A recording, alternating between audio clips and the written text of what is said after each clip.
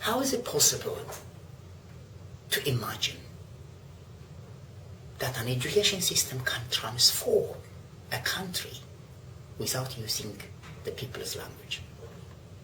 How can you create an education system to a people who do not understand the language using a foreign language? English is used as a medium of instruction starting from high school and university.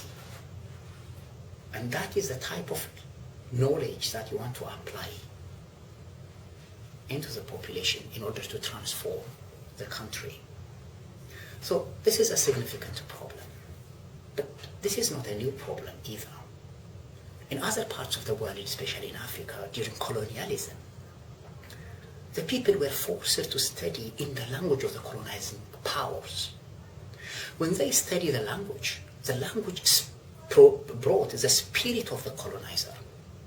The people who were educated felt superior to their own people, simply because they are speaking a different language or a foreign language, or the language of the powerful, without understanding the internal complexities, challenges, experiences, and solutions of the local people. They started to feel like greats. They started to feel like they are civilized, they are educated.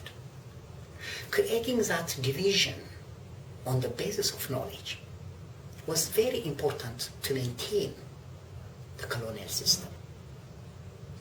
Individuals who are educated in a foreign language without understanding the tradition of the people felt superior to their own people. It created a sense of alienation by which no communication was possible between those who were educated through the system and those who were not. So this is a colonial legacy which is again translated, which is again practiced in Ethiopia. Although there has never been a colonial system or a foreign colonizer in Ethiopia, colonization or colonialism, as Asheshnandi, for example, argues, is not simply a physical occupation of a place. It's also a process of occupying the mental spaces of people, occupying their imagination, colonizing their thinking by imposing certain knowledge that are not part of the people's experience as important, as true.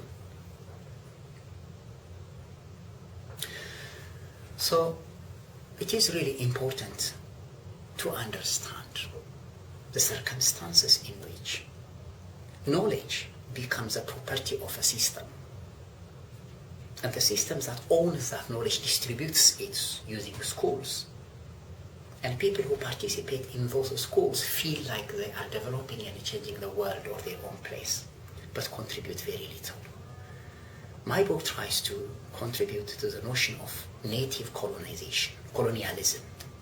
Colonialism, not just a physical occupation of a place, but a psychological and mental colonization of people's experiences.